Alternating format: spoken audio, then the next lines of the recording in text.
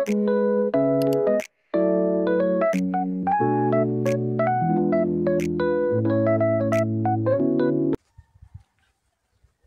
umaga mga mi! So ngayon, samahan niyo naman ako sa panibagong araw ng buhay ko. Charot! Fast forward na nga mga mi, at dyan ay nagsasampay na ako. Hindi ko na nga nabidyohan yung aking paglalaba at dito na nga lang ako nag-video. Sa pagiging content creator ko nga mga mi ay abaw, lahat na nga ng anggulo ay kailangan kunan para sa ganun maganda yung kalalabasan ng iyong video. Sobrang busy ko na nga dito at hindi ko na kailangan baguhin pa yung camera ko. Dahil ang gusto ko nga makatapos agad, oo. Pero mga mi, bago nga ako magsimula nitong gawain kong paglalaba, nag-igib muna nga ako mga mi dahil wala nga tubig dito sa bahay. Ang layo pa nga ng pag-iigiban ko at hindi ko na rin nga nabidyohan mga mi dahil wala naman akong cameraman. Oo, wala nga namang daladala yung camera ko. Baka sabihin ng mga tao, pilingera. Kaya lang, wala lang, charot lang. Wala talaga yung hilig ko, kaya hayaan nyo na. So, mahalaga sa akin, masaya ako sa ginagawa ko, charot. At wala, syempre minsan lang tayo mabuhay sa mundo, i-share na natin ginagawa natin para sa ganun, kapag lumaki ang anak ko, walang panood ang ginagawa ko, diba? Hindi naman kasi permanente tayo dito sa mundo, kaya gawin natin kung saan tayo masaya. Yep. Nagdrama na nga ako mga mi, ay wala. Nag-share ko lang naman mga mi. So after ko nga dito magsampay sa harapan, ay dito naman magsasampay sa likod.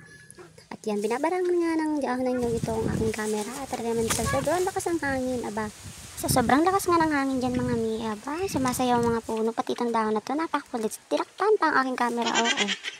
Kung hilig nyo nga ang ganitong content, ay baka naman, subscribe nyo na. Kung bago lang ka sa channel ko, ay baka naman.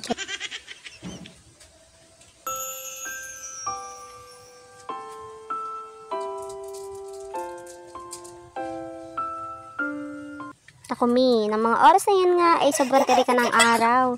So, habang nga ako nagbo-voice over dito, ay naku, nakikisabay yung anak ko. Oh, hindi na nga ako matapos-tapos pagsasalita at tabay ng gugulo. Ay, sarap siyang kurutin ng mga singit.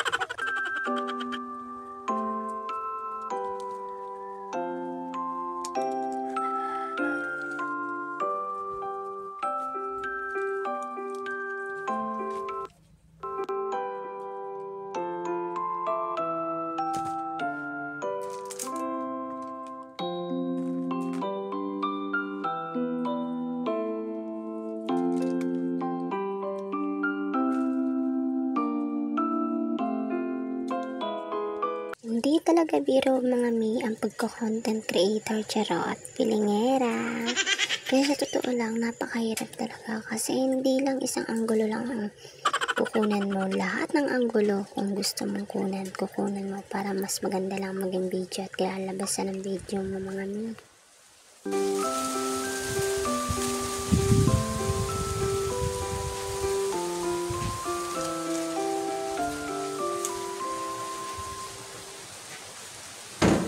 So, balik na nga tayo ulit sa ginagawa ko at fast forward mga mi. Ayan, nakatapos na rin ako maglaba ng mga kumot, yung mga curtain, ay, English yarn. Pagkatapos nga nito mga mi, ay ako'y mag-unbox dahil lumating yung parcel ko. Oh my god, charot.